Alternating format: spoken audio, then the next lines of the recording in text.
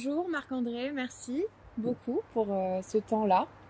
On a quelques petites questions à vous poser. Allons-y. Pour commencer, qu'est-ce qui vous a amené à vous intéresser à l'environnement et qui vous a poussé du coup aujourd'hui à partager tout ce savoir Moi, j'ai toujours été passionné par les champignons. Depuis que je suis tout petit, je suis mycologue depuis l'âge de 11 ans. J'identifiais les champignons. Après, j'ai essayé de comprendre comment ils vivaient. J'ai découvert que il y avait un mycélium dans le sol. Et finalement, quand on s'intéresse aux organismes, quand on est naturaliste, on peut pas ne pas voir qu'ils ont un environnement et quelque part, juste parce qu'on va les chercher dans leur environnement. Et en fait, ça c'est la première chose, c'est que moi, j'ai toujours une vision des organismes dans leur environnement. Et après, j'ai repéré quand même, il faudrait être sourd pour pas se rendre compte qu'on a des problèmes dans l'actualité avec notre façon de gérer l'environnement et d'avoir trop vu les organismes en eux-mêmes et pas assez leur cadre écologique. Voilà. Et ça m'a donné encore plus envie, cette fois-ci dans le cadre d'une démarche de vulgarisation, d'écriture de livres, de vidéos sur YouTube, ou de choses comme ça, de pousser une prise de conscience qui peut permettre de voir le monde différemment et d'être mieux outillé pour gérer les grandes crises écologiques et sanitaires qui nous entourent. Donc de mettre sur la table le produit de la recherche et de le rendre aux citoyens qui l'ont payé.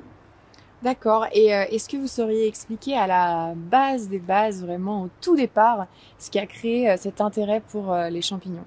Peut-être chez le vous de 11 ans. C'est des attentions d'enfant. C'est tout. Enfin, je sais pas comment ça s'est passé. Mon frère, lui, s'intéresse aux oiseaux. Voilà. C'est un peu dur de dire ce qui s'est passé. Sauf que mon grand-père m'emmenait au bois de Vincennes dès qu'il n'y avait pas école, dès qu'il y avait 2 secondes. Et moi, j'étais dans la nature souvent. Et ça veut dire que le lien intuitif, le lien présentiel à la nature, c'est quelque chose qui peut, sinon changer une vie, parce que moi, ça pas changer ma vie, mais construire ma vie, oui. Ça peut retisser un lien à l'environnement et c'est quelque chose à méditer pour une jeunesse qui est surtout urbaine aujourd'hui, citadine, et qui pense que la nature c'est sale. Ok, merci beaucoup.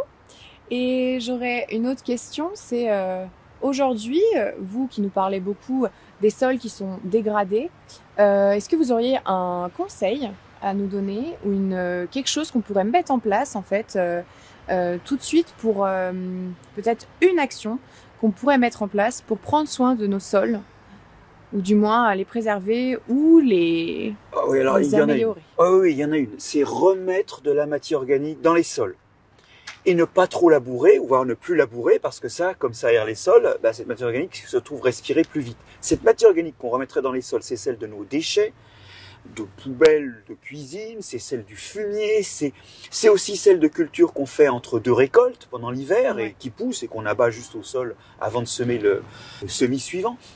La matière organique dans les sols, elle rend les sols cohérents, elle lutte contre l'érosion, elle retient l'eau, et ça dans un pays dont le climat est en voie de méditerranéisation, c'est génial. Elle soutient la vie du sol. En se décomposant, elle libère de l'azote, du phosphate et des tas de choses qui font pousser les plantes. Et le mieux, c'est qu'en plus, cette matière organique, comme elle se décompose lentement, ça crée un stock de carbone qui, pendant ce temps-là, n'est pas sous forme de CO2 dans l'atmosphère. Ça stocke du carbone, ça lutte contre l'effet de serre. On compte que si on augmentait de 0,4%, 4 pour 1000, la teneur, c'est le nom d'une initiative éponyme, si on augmentait de 4 pour 1000 la teneur en matière organique du sol chaque année, de tous les sols, alors c'est pas toujours faisable, mais ça fixe, c'est un ordre de grandeur qui fixe les idées, en augmentant la teneur en matière organique des sols de 4 pour 1000 par an, on compense les émissions de l'humanité de l'année courante. Ça veut dire qu'il y a là un levier aussi pour le climat. La matière organique dans les sols, c'est une priorité absolue. On ne peut plus oser manger quelque chose qui n'a pas été produit dans un sol dont on n'a pas pris soin de la teneur en matière organique. Et pourtant, où sont les labels qui vont avec ça? Où est la prise de conscience citoyenne? Et on en revient à ça. Expliquer pour que les gens prennent conscience des actions simples qui permettent d'améliorer le monde. Donc si je dois conclure, c'est plus rien jeter et rendre tout ce qu'on n'a pas consommé au sol. En triant bien pour éviter les plastiques et les métaux lourds. D'accord, merci beaucoup. Du coup, si on doit aller plus loin, est-ce qu'un jour on peut penser à un monde où même nos propres matières organiques, c'est-à-dire une fois la digestion faite et pris ce qu'on avait à prendre, on nous rendra vraiment ça au sol? Où ce sera plus en fait sanitarisé comme actuellement dans nos toilettes? C'est une bonne question parce qu'on ne peut pas mettre dans les sols des excréments humains directement. Et c'est peut-être un des seuls moments où il faut composter. D'ailleurs, historiquement, avant de remettre les excréments humains dans les champs, on avait un compostage, on avait une sorte de macération. Paris produisait de la poudrette, par exemple, qui était juste, on mettait tous les contenus des fausses d'essence dans des grandes cuves où ça fermentait et en même temps ça séchait. Et quand il restait une poudre, cette poudre, on la transportait aisément. Le compostage, il n'est pas bon dans la mesure où il émet du CO2 et où on préférerait remettre directement la matière organique dans les champs. C'est valable pour une épluchure de carottes. Ça peut être valable pour une feuille de salade. Mais en revanche, quand il y a des microbes issus du tube digestif humain, c'est bon d'avoir un compostage parce que certes, on va perdre du carbone. Donc on aura moins de matière organique à la fin, mais ce compostage, il change un peu la règle du jeu, il tue les microbes venus du tube digestif et il évite tout risque de recontamination par des bactéries entériques.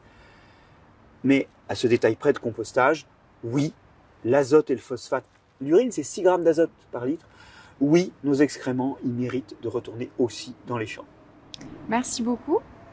Je me permets du coup de tourner tout de suite sur une autre question. Vous avez abordé le microbiote. Effectivement, nous sommes composés de plein d'éléments et on crée beaucoup de dysbiose. Est-ce que vous auriez du coup quelques conseils aussi à nous apporter sur notre propre organisme? Oui, parce que paradoxalement, l'importance du microbiote s'est révélée à travers des maladies qui, en creux, montrent l'importance du microbiote. Des maladies du métabolisme, diabète, obésité, des maladies du système immunitaire, asthme, allergies, maladies de Crohn et autres maladies auto-immunes, et puis les maladies du comportement ou du système nerveux, tout ce qui est autisme, Parkinson, Alzheimer. Alors, ils sont une des sources de ces maladies, mais ça montre en creux, parce qu'il y a aussi des éléments environnementaux ou génétiques, mais ça montre en creux le rôle du microbiote qui concourt à absolument toutes nos fonctions, y compris celle-là. Et aujourd'hui, notre microbiote occidental, il est entre 1,5 et 3 fois moins riche que celui des Yanomami, qui sont des tribus qui vivent en Amazonie, absolument pas à l'occidental, pratiquement pas contactés par les occidentaux, ou que les microbiotes que l'on reconstitue à partir de plaques dentaires ou d'excréments fossiles de nos ancêtres il y a 10, 15 000 ans. Alors, effectivement, il faut prendre conscience de ce microbiote, prendre conscience qu'on est le produit d'un écosystème microbien aussi, et il faut en prendre soin. En prendre soin, c'est l'alimenter. Je pense notamment aux fibres dont les Français ne consomment que 50% de ce qu'ils devraient consommer. Les fibres, on les digère pas, mais nos microbes les digèrent et ça encourage les microbes, notamment producteurs de butyrate, qui sont les meilleurs régulateurs possibles du système immunitaire. Bon, il faut pas les décourager, nos microbes, et on les décourage comment? De deux grandes façons. D'abord en leur donnant des choses qui les abîment, édulcorants, émulsifiants, conservateurs. Ça nous rappelle les aliments à ne pas consommer, en fait. Et puis, alors on les brime des fois à coups d'antibiotiques, alors faut donc limiter l'usage d'antibiotiques. Et puis la dernière chose, qui est la plus importante, je pense, c'est qu'on les brime parce que c'est trop propre autour de nous. Donc, c'est pour ça qu'on est moins riche en microbes. C'est qu'on vit dans des environnements très propres. Des environnements où les aliments, les surfaces sont nettoyées. Il faut nettoyer un peu moins. Et on ne mord pas de manger un truc qui est tombé par terre. Enfin, ça dépend où il tombe, mais bon. Ce que je veux dire par là, c'est qu'aujourd'hui, il faut qu'on retrouve ce que moi j'appelle la saleté propre. Une saleté qui est plus propre à nous maintenir en bonne santé. Une saleté qui, en fait, est une hygiène. Parce que l'hygiène, c'est médical. La propreté, c'est culturel. Et aujourd'hui, à Versailles, ça puait, les gens chiaient partout. Là, clairement, la propreté culturelle n'était pas hygiénique. Mais aujourd'hui, notre propreté culturelle n'est pas hygiénique non plus parce qu'elle a trop exclu de microbes. Il faut retrouver une saleté propre. Ça passe notamment par hésiter à manger ou à interdire des fromages au lait cru. Les fromages au lait cru, ils ont une abondance microbienne dont on sait très bien aujourd'hui que chez l'enfant, elle permet de réduire de 60 à 70% les sinusites ou les otites dans l'enfance, de 30% la probabilité de dermatite atopique. Ce vrai miracle, il est écrabouillé par le fait qu'on dit « Ah oui, mais il y a des risques d'intoxication aiguë, donc pas pour les enfants de moins de 5 ans, nous dit l'ANSES, qui veut maintenant l'étendre aux enfants de moins de 10 ans. » Et en gros, c'est troquer des maladies, un léger risque aigu contre un risque chronique. Car les maladies de la modernité que j'ai signalées au début, c'est un quart des Européens en 2025 qui en souffriront. C'est une vraie épidémie et la solution, c'est d'être un peu plus sale. Il faut se poser la question de la réglementation du lait cru et retrouver une alimentation fermentée, une alimentation pas trop nettoyée, pas trop stérilisée, sans courir le risque des maladies non plus. Merci beaucoup. Merci pour les réponses à toutes ces questions et pour le temps que vous nous avez accordé. Mais non, c'est moi, c'est important de contacter la nature et les microbes.